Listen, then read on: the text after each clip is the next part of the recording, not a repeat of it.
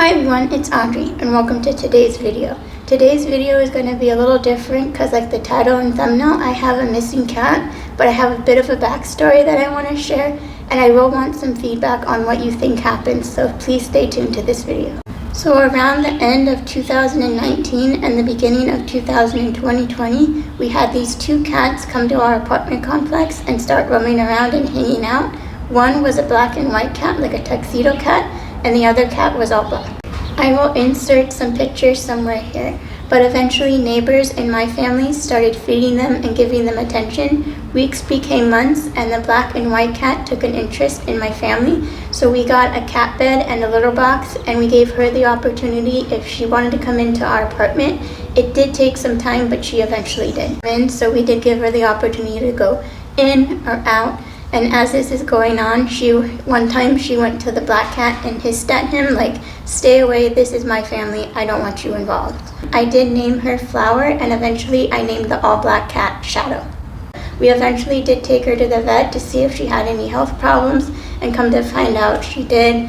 We gave her 2 extra years to live, and she eventually passed away. So a few weeks go by and a month, and guess who's still roaming around outside? Shadow.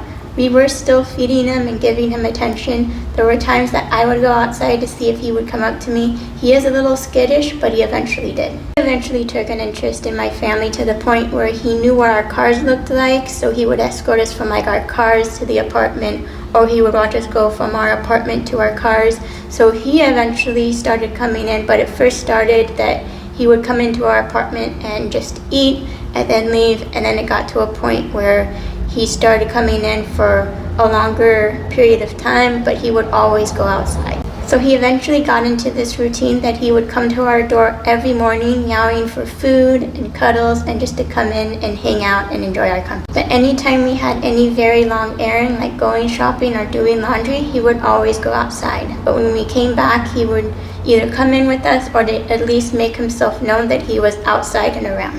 But at night, he would always go outside, unless it was raining or my town allows fireworks around 4th of July. So if it was anything like that, he would come inside and spend the night. Neighbors still do feed him, and since then we've also had new neighbors. Those neighbors have also taken pictures and given him treats.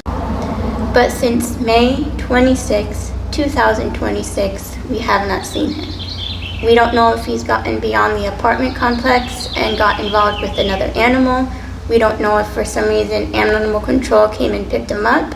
He has been picked up by animal control before because he has a clipped ear. So he is a fixed cat, and we think that probably happened around the time that we had Flower. Or we don't know if one of the neighbors have him and they're not letting him go. We did post posters in like the laundromats and one at the mailbox, so we don't know if all the neighbors have seen it or if they have seen it and they're just ignoring the poster.